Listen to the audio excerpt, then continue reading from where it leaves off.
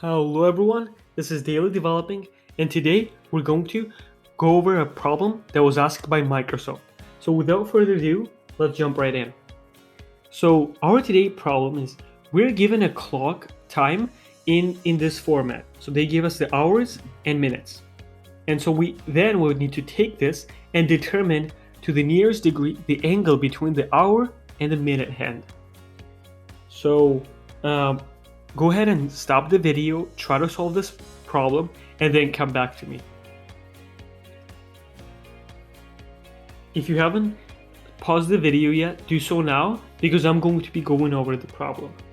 So the first thing that I want to do is let's create a function called getAngle that will take time, right? And in this case, time will be the string. So let's pass this for right now, and I'll just print getAngle. And let's give it 530. And so now we have to take this and we have to convert that into an angle. And so, well, to get the angle between these two hands is first thing what I want to do is I want to extract these two numbers. So let's make hours and minutes equal to time. Split on columns. So in this case, what's we want this split function. What does it do is it searches for this column and it'll split it right into, in this case, into two. It'll take everything that's on the left of it, well that's going to be the hour, and everything that's on the right of it. In this case it's going to be 30. So for example, now what we do is, okay, now we have hours and we have minutes. So next thing that we want to do, by the way, I want to call it minutes. Alright, so next thing that I want to do is, let's make, first of all, hour, I want to convert it into an integer. So in this case, right, both hours and minutes are string and not an integer. So let's convert that. And then let's make, I want to now take this hours and convert that into minutes. Okay, so instead of having like 5 hours and 30 minutes, I want to have, so 5 times 60 plus 30, right? So I want to have 330 minutes.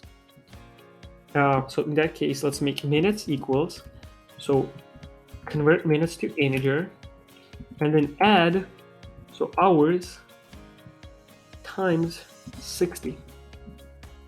I just want to convert this whole thing into just pure minutes. Let's just return it and first see if this works. Yeah, all right. It currently it converts the hours and minutes into just minutes. So okay, it returned 330 minutes. Good. Next thing that I want to do is now we actually want to find the angle, right? And here's how we're going to do that. So first thing that I want to do is I want to find the speed at which the hour hand is moving in degrees. So for example, let's take this hour hand, right? We know that in 12 hours, the hour hand will do a full 360. So in other words, if we start at 12 o'clock, in 12 hours, it's going to end up in 12 o'clock. It's going to move 360 degrees. It's going to do the full rotation. So what that means is, now let's take the 12 hours or 720 minutes, right? 720 minutes is 12 hours. So therefore, 720 minutes equals 360 degrees. And what that ends up being is, so that therefore that means that the speed of the hour hand is 0.5 degrees per minute. So every minute the hour hand moves half a degree. Now let's calculate how fast is the minute hand going. So we know that minute hand only takes 1 hour or 60 minutes to do full 360 degree rotation. Therefore, the speed of the minute hand is 6 degrees per minute. So now we know both, right? So the hour hand is moving 0.5 degrees per minute, while the minute hand is going 6 degrees per hour. Let's now just calculate what is their position. So position relative to the top. So let's make it, so position equals to, and we want to make minutes multiplied by 0.5. So in this case, how many minutes has it been, right? 330 minutes. We know our hand moves 0.5 degrees per minute. So now I just want to calculate where it's at right now. And then I also don't want this to go over 360 degrees, so I'm just gonna divide it by 360. And now let's do the same thing with minutes hand. In this case, the minutes hand, we multiply this by 6 because minutes hand goes 6 degrees per minute.